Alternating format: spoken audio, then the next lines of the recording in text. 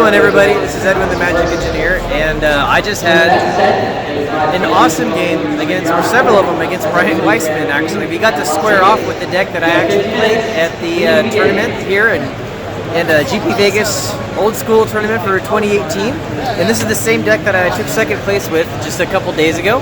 And Brian played the same deck that he played in the tournament also a couple days ago. So we just got to play a couple of matches head-to-head here at the Vintage Magic booth, and we've laid our cards all out. And hey, Brian, you want to talk about it? About my deck or the match? Well, just the match, I suppose. Yeah, I mean, it was a good series of games. It was fun to continue and play, I guess, a more serious match after we played the Stasis matchup. Yeah. Which, while interactive and interesting, felt like it was probably pretty lopsided. Yeah, it was, for sure. This match, my testing showed was very close to 50-50. Uh-huh. So you actually, did you actually build my deck and play test it? No, I didn't build your exact deck. Oh, okay. But I did build a sort of more prototypical blue-red-green deck. Okay, okay. You have some innovations that I really like. I love the addition of Scavenger Folk main deck. I think people do not appreciate that. Juggernauts are very interesting too. I was kind of on the fence about Urnam versus Juggernaut. Yeah. And I think the version we were testing with actually ran Su-Chi. Yeah. Well. And I think Su-Chi may actually make more sense than Urnam because of that one more defense, right? We talked yesterday about how you're missing a very key sideboard card for this matchup, which really, I think, levels the playing field more. The way that you're configured right now, I feel like your deck is just simply too vulnerable to the Abyss. Yes. Abyss is... Every single game that we played, the Abyss just destroys me. Destroys you, yeah, and that happened to you in the finals too. Jason beat with the Abyss as well. Yep. But I have two Abysses main deck and one sideboard, which is more Abysses than probably most control decks have access to. Yeah, and that is definitely my kryptonite. It gives me a big edge. And so obviously the way you counteract that is you run Concordant Crossroads, which has the ability to not only destroy the Abyss for one green, and permanently stay in play to haste the rest of your guys. Yeah. Put tons of pressure on. Yes. Energy Fluxes were a card that I've been really concerned about in general in the format since I shifted my deck away from red. Yes. Because normally against your deck, obviously you see how many blue cards there are. I'm definitely going to bring in red blast, kill Serendibs and power cards and everything. Yeah. And so. Hey, Clint, can you hold this while he's talking? Yeah, sure. Thank you. So the ability to kill Energy Flux as well it elevates the card to being one of the most important tools to have. So I was really actually concerned because I have to keep 4 disenchants in against a deck like this, which I don't really want to do. Yes. And that gives me a lot less flexibility in the sideboard, which actually turned out I could only sideboard 2 cards against it. Yeah. You remember I took out Felwar Stone. And then the copy artifact. Yeah, I took out copy artifact. This card, it's sort of this love-hate relationship with it. It feels so good, but it gets sideboarded out every single game. Was my experience. Really? Except for the control mirror. That kind of indicates something just unto itself. Yeah, no, definitely. It's very informing. I feel like the card's a little decadent, honestly. And I've seen people playing with 2 of them, and you do get those dream scenarios where you ramp really fast and crazy stuff happens. It feels very inconsistent. You know, even when I played Copy Artifact in my Triple Stasis deck, it's done the exact same thing. It's come in and had some amazing plays, and then it's had so many other times where just what I really needed was something else to pressure them initially, because there were so many times where we're really battling back and forth, and I didn't have a good target to copy. Exactly. Because it's really been a good exchange back and forth. How bad is it when you've got Winter Orb in play, or Winter Orb in hand that you don't want to play, and 2 copies of Copy Artifact? It's like those situations happen all the time where you just want to get it out of your hand, you're just copying an irrelevant box or something. Yep. So when I'm already behind, the copy doesn't let me get back ahead of the curve because they've already removed the key cards that I would have wanted to copy anyways. So that's what I often found. I certainly think the best interaction for the card as a main deck thing is copying Chaos Orb, but that situation just doesn't happen very often. Yeah. And as a result of that, I'm really on the fence about it. I probably won't cut it yet, but one of the other major changes I think that helped me, certainly in our first game, was the main deck Ivory Tower, which I didn't expect that. Yeah. I didn't. No one expects the tower. Yeah, well, not main deck. Yeah, not at all. I'm running it in lieu of a 4th gen. Yeah. Over and over and over again in testing against in lieu of a no scepter. Yeah, well, I haven't run Scepter in a while. I thought you did in your last one.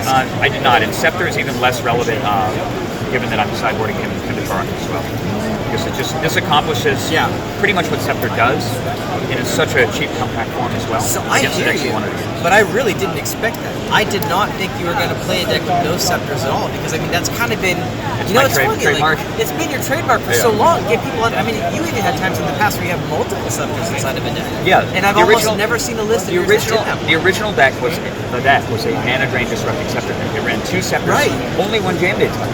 Yeah. And 4 copies of Mana Drain. And look how that's swung the other direction. Yeah, well, the entire format has shifted in this sort of hyper-aggressive Beastress Factory, Felwar Stone, Jam Day Tome, tap-out control version of the format. Yeah. It just moved away and you have to evolve. And the deck that I played at LurkerCon, which was concurrent with Grand Prix Seattle, that was still a relative dinosaur. It had a lot of my kind of pet ideas in it because I wasn't being malleable in terms of adapting to the format. I didn't have 4 mixture factors in my deck. In fact, I had none. And in the semifinals, my opponent had 4. And by the time we reached the mid-game, he strung factors while I'm drawing extra underground seas. And guess who wins that battle? You know what's really amazing to me is like there's not a lot of changes between the way like an old school type of format would have been like years ago and the way it is today. I mean, you've got the 1 drain instead of the 4, right?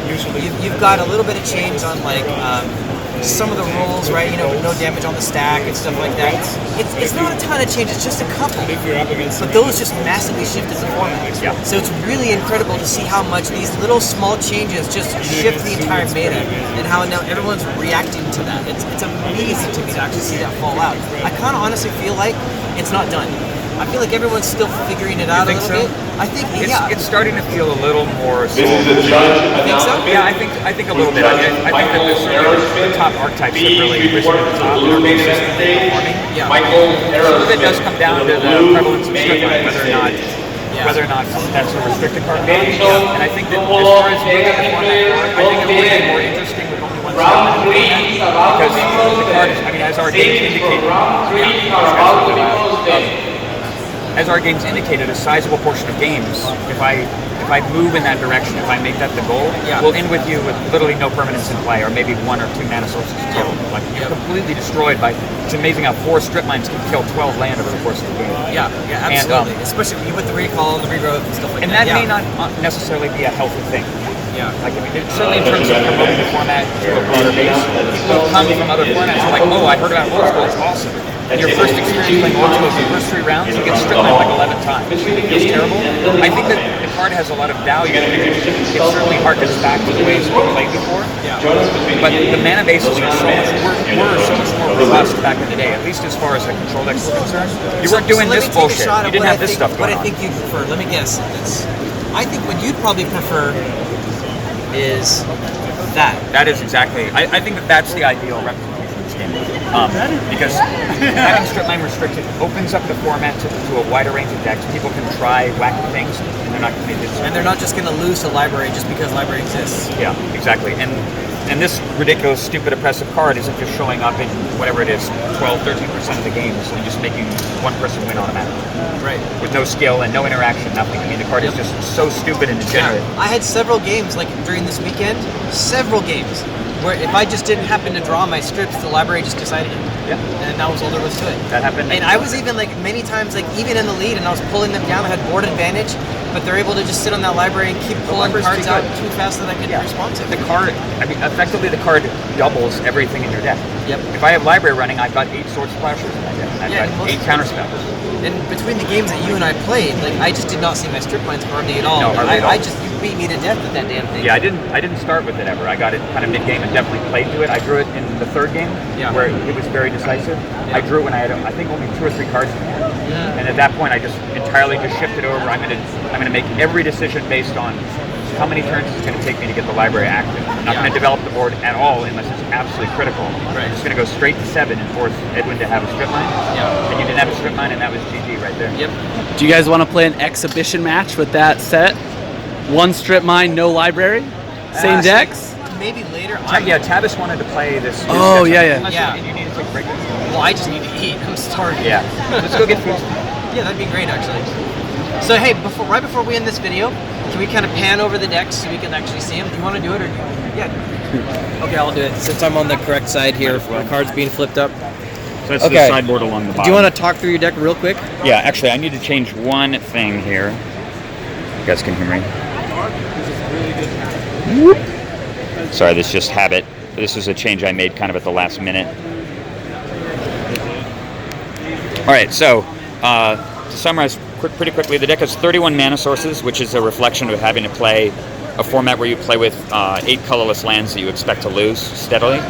So it's 21 land, the Mock set plus Lotus and Soul Ring, and then of course 3 Felwar Stones to bring it up to 31. I ran 3 main deck JMD Tomes and a copy artifact as a response to aggression that I expect to do encounter.